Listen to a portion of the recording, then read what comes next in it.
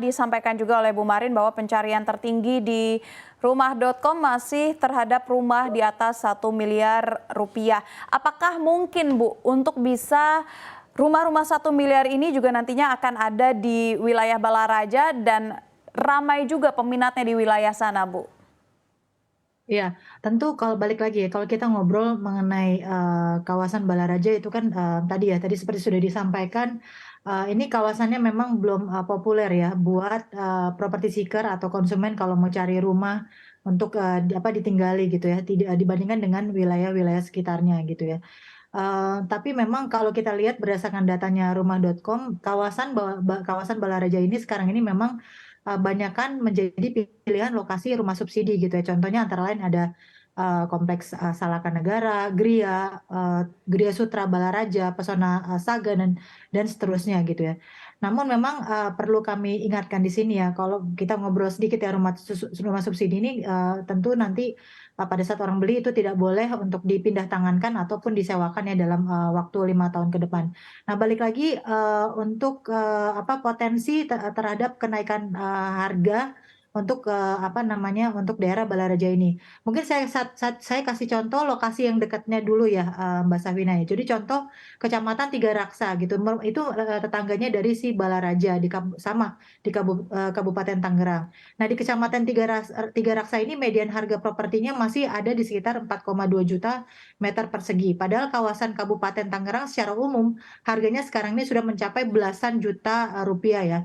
Khususnya daerah-daerah yang sudah memang lebih tertata oleh developer.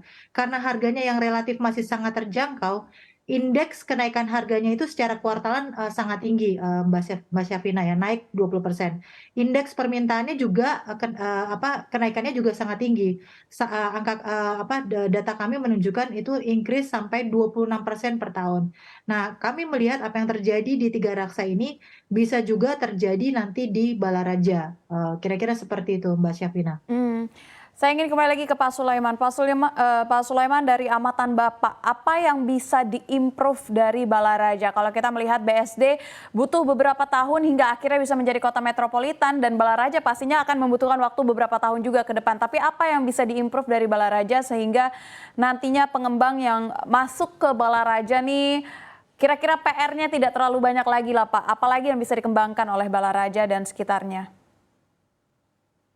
Ya, satu hal adalah infrastruktur di internal Balaraja sendiri.